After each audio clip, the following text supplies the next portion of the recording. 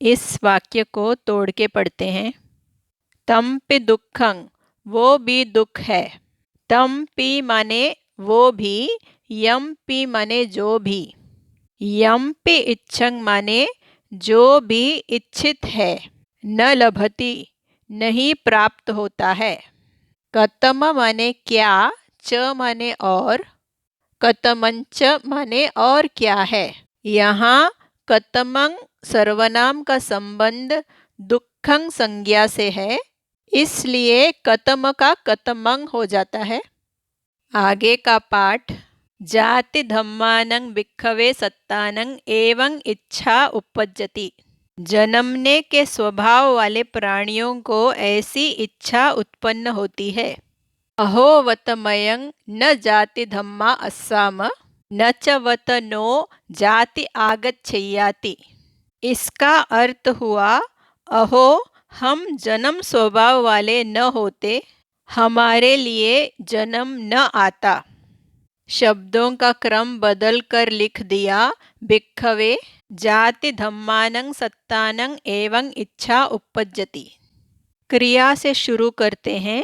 एवं इच्छा उपज्जति, ऐसी इच्छा उत्पन्न होती है। किसको? प्राणियों को। सत्तानं, सत्त पुल्लिंग संज्ञा है जिसका मतलब है प्राणी। सत्तानं चतुर्थी विभक्ति में है, तो इसके साथ जब जाति धम्म विशेषण जोड़ेंगे तो वो भी चतुर्थी विभक्ति में होगा, इसलिए यहाँ जाति धम्मानं जुड़ेगा। अट्ठक कथा में बताया गया है, जाति धम्मानंति जाति स्वभावानं। जाति धम्म माने जाति का स्वभाव, जन्मने का स्वभाव। इच्छा उपज्जति ति तणहा उपज्जति, इच्छा उत्पन्न होती है माने तृष्णा उत्पन्न होती है। ऐसी इच्छा उत्पन्न होती है कि अहोवतमयं न जाति धम्मा अस्साम, अहो हम जन्म स्वभाव वाले न होते। अहो और वत दोनों अव्यय हैं। यहाँ वत का मतलब है सचमुच। वाक्य को थोड़ा सा बदल कर लिख दिया। मयंग जाति धम्मा न अस्साम, ये इच्छावाचक वाक्य है। अस्साम शब्द इच्छा व्यक्त करता है। मयंग जाति धम्मा न अस्साम, हम जाति स्वभाव वाले न होते। आगे का पाठ। न च वत नो जाति आगच्छेयाति, हमारे लिए जन्म न आता। आगच्छेय शब्द इस भाव को व्यक्त करता है कि अगर ये आता, काश ये आता या काश ये न आता, न आगच्छेय। प्रारंभिक पाली नामक पुस्तक का जो स्क्रीनशॉट यहाँ जोड़ा गया है उसको पढ़ लें। नो माने हमको या हमारे लिए। नो शब्द को समझने के लिए वीडियो के आखिर में जो स्क्रीनशॉट दिया गया है उसको देखें। च माने और, वत माने निश्चित रूप से, ननो जाति आगच्छेय माने न हमारे लिए जन्म आए। नखोपनेतं इच्छाय पत्तब्बं, किंतु ये इच्छा करने से मिलने वाला नहीं है। पहले पनेतं शब्द को समझेंगे ताकि वाक्य को समझना आसान हो जाए। पन माने किंतु, एतं माने यह, तो पनेतं माने किंतु यह। बात को जोर देने के लिए खो अव्यय जोड़ा गया है। खो माने वास्तव में, जो प्राप्त किया जा सकता है, प्राप्तव्य है, उसके लिए पाली में पत्तब्ब कहा। तो एतं इच्छाय न पत्तब्बं माने ये इच्छा करने से प्राप्तव्य नहीं है।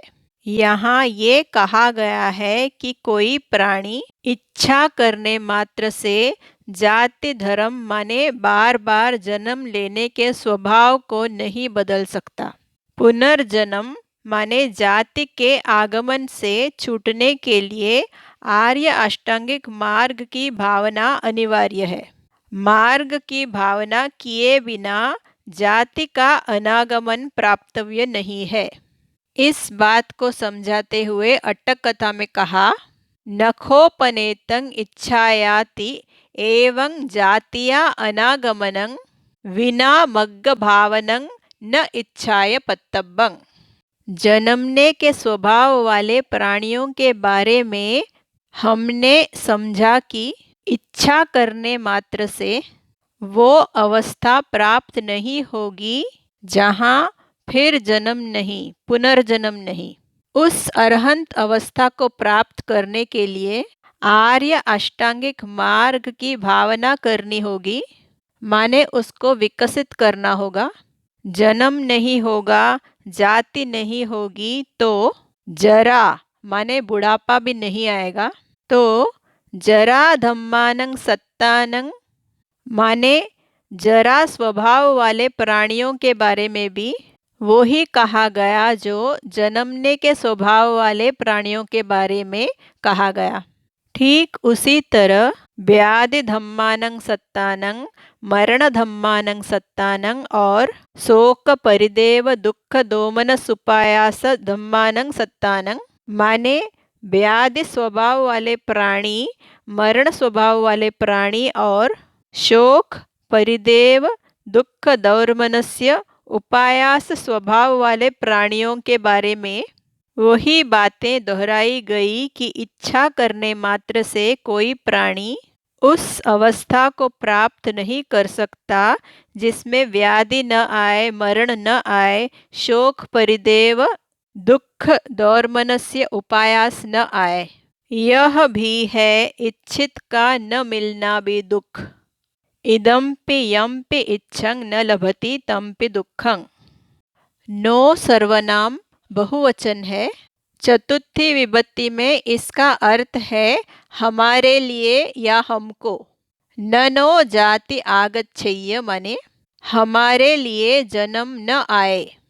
स्क्रीनशॉट में आप देखेंगे कि नो शब्द अम्ह का एक रूप है जो बहुवचन द्वितीया, तृतीया, चतुर्थी और छठी में आता है। इस बात को समझ लें कि नो का प्रयोग वाक्य की शुरुआत में नहीं किया जाता है, माने नो किसी वाक्य का प्रथम शब्द नहीं होता।